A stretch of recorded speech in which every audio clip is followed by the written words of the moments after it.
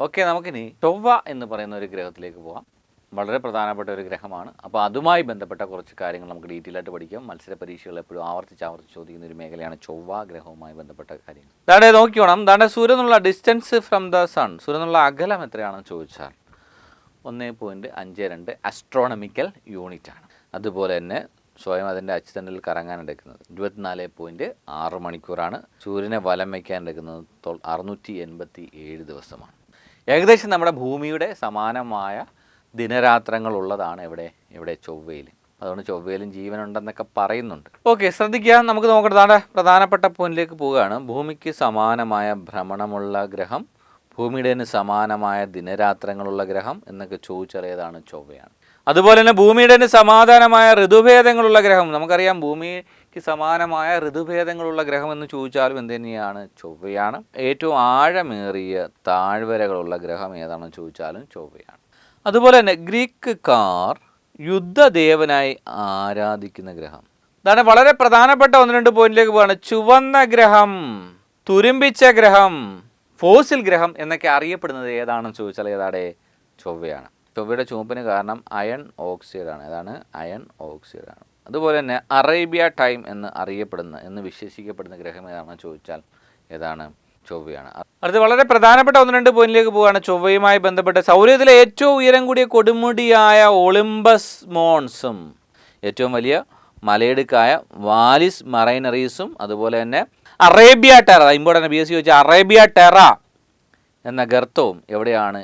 ചൊവ്വയിലാണ്. അതുപോലെ തന്നെ Colombia memorial സ്റ്റേഷനും കാൾ സാഗൻ മെമ്മോറിയൽ സ്മാരകവും ഒക്കെ സ്ഥിതി ചെയ്യുന്ന എവിടെയാണെന്ന് ചോദിച്ചാൽ എവിടെയാണ്? ചൊവ്വയിലാണ്. അടുത്ത് നമ്മൾ ചൊവ്വയുടെ ഉപഗ്രഹങ്ങൾ. ചൊവ്വയ്ക്ക് ഏതൊക്കെയാണ്? 2 ഉപഗ്രഹങ്ങളാണ്. ഏതൊക്കെയാണ്? ഫൊബോസ് ആൻഡ് ഡിമോസ്. ഏതൊക്കെയാണ്? ഫൊബോസ് ആൻഡ് ഡിമോസ്. നമുക്കറിയാം സൗരത്തിലെ ഏറ്റവും ചെറിയ ഉപഗ്രഹം ഏതാണെന്ന് ചോദിച്ചാൽ ഡിമോസ് ആണ്. ഏതാണ്? ഡിമോസ്. ഏറ്റവും വലുതാണെന്ന് ചോദിച്ചാൽ ഗാനിമേഡാണ്, വ്യാഴത്തിൻ്റെ ഉപഗ്രഹമാണ്. ചൊവ്വയുടെ ഏറ്റവും വലിയ ഉപഗ്രഹം ഏതാണെന്ന് ചോദിച്ചാൽ ഫോബോസ് ആണ്. ചൊവ്വയുടെ ഏറ്റവും വലിയ ഉപഗ്രഹം ചോദിച്ചാൽ ഏതാണ്? ഫോബോസ് ആണ്. ചൊവ്വയുടെ അടുത്തുകൂടെ പരക്കണം ചെയ്യുന്ന ഉപഗ്രഹമാണ് ഫോബോസ്. ചൊവ്വയുടെ ഏറ്റവും വലിയ ഉപഗ്രഹം ചോദിച്ചാൽ ഏതാണ്? ഫോബോസ് ആണ്. അതുപോലെ തന്നെ ബ്ലാക്ക് മൂൺ അല്ലെങ്കിൽ കറുത്ത ചന്ദ്രൻ എന്ന് അറിയപ്പെടുന്നത് എന്തിനു തന്നെയാണ്? ഫോബോസിനെയാണ്. അതാണ്ട് നമുക്കറിയാം ഈ ഫോബോസും ഡീമോസും എന്ന് പറയുന്നത് ഗ്രീക്ക് പുരാണങ്ങളിലെ യുദ്ധ ദേവനായ ജുപ്പിറ്ററിൻ്റെ രഥത്തിലെ 2 കുതിരകളാണ്. ചൊവ്വയെക്കുറിച്ച് പഠിക്കുമ്പോൾ നമ്മൾ 1-2 ഗവേഷണങ്ങളെക്കുറിച്ചുകൂടി ഒന്ന് പറയണം. ബാക്കിയുള്ളതൊന്നും അത്ര ഇമ്പോർട്ടൻ്റ് അല്ല. കാര്യം ഇന്ത്യൻ ചൊവ്വയെക്കുറിച്ച് ചൊവ്വ പര്യവേഷണം നടത്തിയിട്ടുണ്ട്, മംഗൾയാൻ എന്ന് പറയുന്നത്.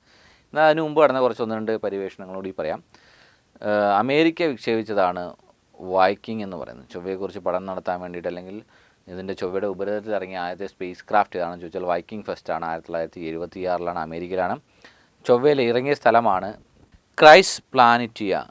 ഏതാണ്? ക്രൈസ് പ്ലാനിറ്റിയ എന്ന് പറയുന്ന സ്ഥലത്താണ് വൈക്കിംഗ് ഫസ്റ്റ് എന്ന് പറയുന്ന സ്പേസ് ക്രാഫ്റ്റ് ഇറങ്ങിയത്. ആദ്യമായിട്ട് ലാൻഡ് ചെയ്തത് വൈക്കിംഗ് ഫസ്റ്റ് ആണെങ്കിൽ ചൊവ്വയിലേക്ക് പോയ ആദ്യത്തെ സ്പേസ് ക്രാഫ്റ്റ് ഏതാണെന്ന് ചോദിച്ചാൽ മറൈനർ 4 ആണ്. അതുപോലെ തന്നെ ചൊവ്വയിൽ ജലസാന്നിധ്യം ഉണ്ടെന്ന് തെളിയിച്ചത് ഏത് ദൗത്യത്തിൻ്റെ ഫലമായിട്ടാണെന്ന് ചോദിച്ചാൽ പാത്ത് ഫൈൻഡർ സേജൻ എന്ന് പറയുന്നത്. ഈ പാത്ത് ഫൈൻഡർ സേജൻ എന്താണെന്ന് ചോദിച്ചാൽ 1996 പാത്ത് ഫൈൻഡർ എന്ന പേടൊപ്പം ഒരു റോബോട്ടും കൂടിയാണ് ആ ഗ്രഹത്തിലേക്ക്, നമ്മുടെ ചൊവ്വ എന്ന് പറയുന്ന ഗ്രഹത്തിലേക്ക് അയച്ചത്. അപ്പോൾ പാത്ത് ഫൈൻഡർ സേജനാണ് നമ്മുടെ ചൊവ്വയിൽ ജലസാന്നിധ്യം ഉണ്ടെന്ന് കണ്ടെത്തിയത്. 2013 ഗ്രഹത്തെക്കുറിച്ച് പഠിക്കാൻ നാസ അയച്ച പേടകമാണ് മാവൻ എന്ന് പറയുന്നത്. ഇനി നമുക്ക് ഇന്ത്യയുടെ ചൊവ്വ പര്യവേഷണത്തെക്കുറിച്ചാണ് പറയുന്നത്. ഇതാണ് ഇമ്പോർട്ടൻ്റ് ആണ്. Mangalyaan, Mars orbital mission Mangalyaan. Indian ബഹിരാകാശ വകുപ്പിൻ്റെ ആദ്യ ചൊവ്വ ദൗത്യമാണ്. ആദ്യ ദൗത്യത്തിൽ തന്നെ ഇന്ത്യ വിജയകരമായിട്ട് ഈ ഒരു ദൗത്യം പൂർത്തിയാക്കി. ഔദ്യോഗിക നാമമാണ് ഇതിൻ്റെ, മംഗൾയാൻ്റെ ഔദ്യോഗിക നാമമാണ് മോം എന്ന് പറഞ്ഞാൽ മാർസ് ഓർബിറ്റൽ മിഷൻ. വിക്ഷേപിച്ചെന്താണെന്ന് ചോദിച്ചാൽ 2013 നവംബർ 5 ശ്രീഹരിക്കോട്ടയിൽ നിന്നാണ്. 2013 നവംബർ 5 വിക്ഷേപിക്കുന്നത്. 2014 സെപ്റ്റംബർ 24 ചൊവ്വയുടെ ഭ്രമണപഥത്തിൽ എന്നാണ്. 2014 സെപ്റ്റംബർ 24 ചൊവ്വയുടെ ഭ്രമണപഥത്തിൽ എത്തിച്ചേരുന്നത്. അപ്പോൾ ഈ മംഗൾയാൻ്റെ ഭാരം എത്രയാണെന്ന് ചോദിച്ചാൽ 1337 കിലോഗ്രാമാണ്. ഭ്രമണപഥത്തിലെത്തിയത് മംഗൾയാനെ ചൊവ്വയുടെ ഭ്രമണപഥത്തിൽ എത്തിക്കാൻ വേണ്ടി ഉപയോഗിച്ച വാഹനമാണ് PSLV C-25, polar satellite launching vehicle C-25. ചൊവ്വയിലേക്ക് ബഹിരാകാശ പേടകം അയക്കുന്ന ആദ്യ ഏഷ്യൻ രാജ്യമാണ്. ഏറ്റവും ചെലവ് കുറഞ്ഞ മിഷനായിരുന്നു ഇന്ത്യ നടത്തിയത്. ഏകദേശം 450 കോടി രൂപയാണ് ഇന്ത്യക്ക് ചിലവായത്. ഈ മംഗൾയാൻ വിക്ഷേപിക്കുന്ന സമയത്ത് ISROയുടെ ചെയർമാൻ ആരാണെന്ന് ചോദിക്കും. അത് K. രാധാകൃഷ്ണനാണ്. ഇതിൻ്റെ പ്രൊജക്ട് ഡയറക്ടർ എന്ന് പറയുന്നത് S. അരുണനാണ്. ആരാണ്? S.